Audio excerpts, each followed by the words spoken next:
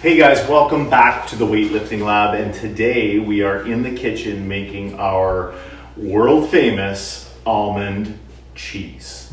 Super simple, super delicious. We use it on pizzas, we use it to top sloppy joes. Sometimes we use it on salads, we'll use it on tacos, we'll bake it and we'll spread it on, you name it. It can be used for just about anything, but it's really a great cheese substitute, and you can use it as a liquid and kind of use it in like pastas and pasta sauces and things like that, or you can bake it for a short time in the oven and make it a little bit firmer and make it kind of like a spread and put it on things like bagels and pizza and stuff like that. So so here we go.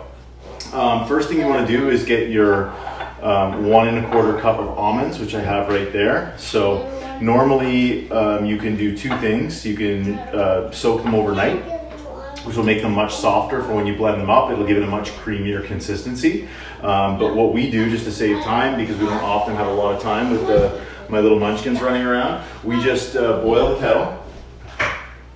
And here we go. So you're just going to boiled kettle, just fill it.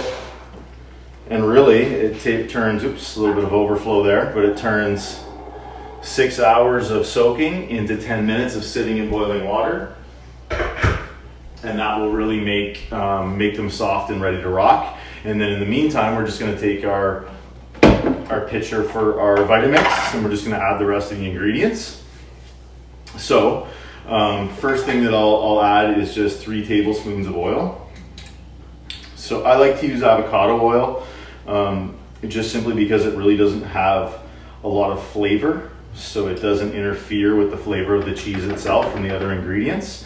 Whereas I find olive oil has that kind of distinct olive oil-ish flavor, so I don't like that. Because I find that you taste it in the cheese, whereas this you won't. So there's basically 3 tablespoons right there of oil.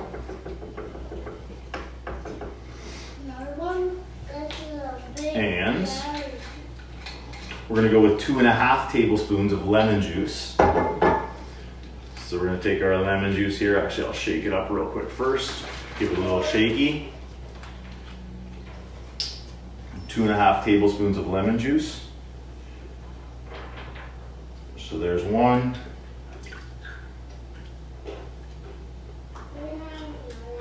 And there's 2. And we'll just eyeball a half. There's a half, 2.5.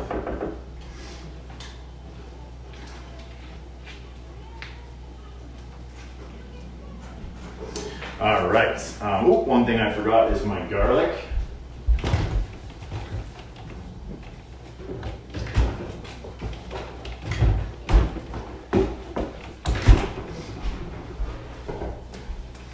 So with garlic, I mean at least 1 tablespoon, but I love garlic, and so does the fam. So I just kind of grab like a healthy chunk of garlic and toss it in there. You can also use garlic powder, but I prefer to use actual real garlic. I just find it adds better flavor, better taste.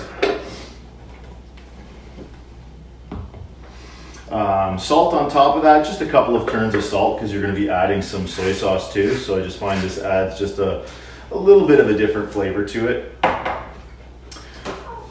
So from there, we're going to grab our nutritional yeast.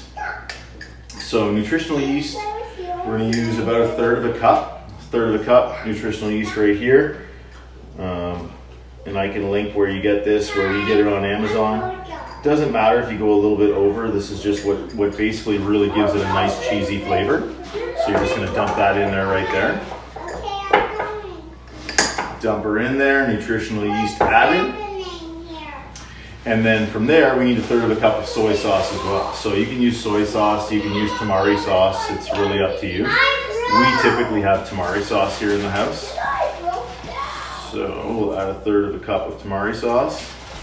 And this is going to add some of that salt flavor too, or a saltier flavor. So here's roughly, oh look at that, raise the bottle end, so we get 1/3 of a cup. You know So there we go, third of the cup. There's lots of dust in there. There we go, we're basically done there. Ew, that's a little cracker. Yeah, but look.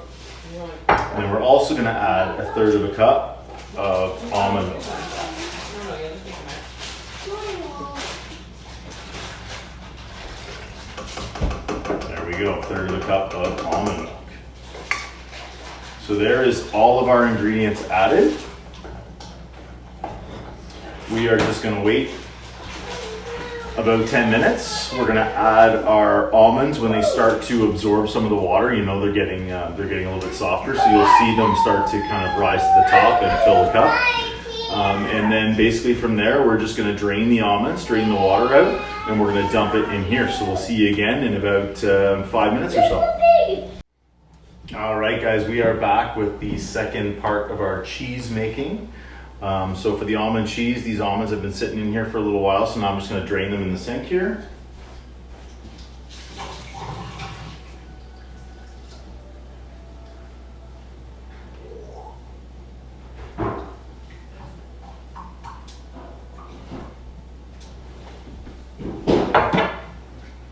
So they are all drained. We're just going to add them to our mixture here.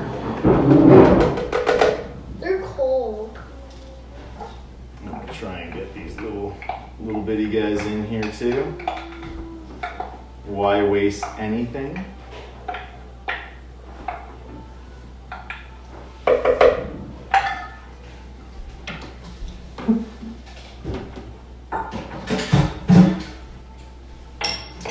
And then I'm just gonna take this over. I'm gonna blend it and I'll bring it back and show you the consistency.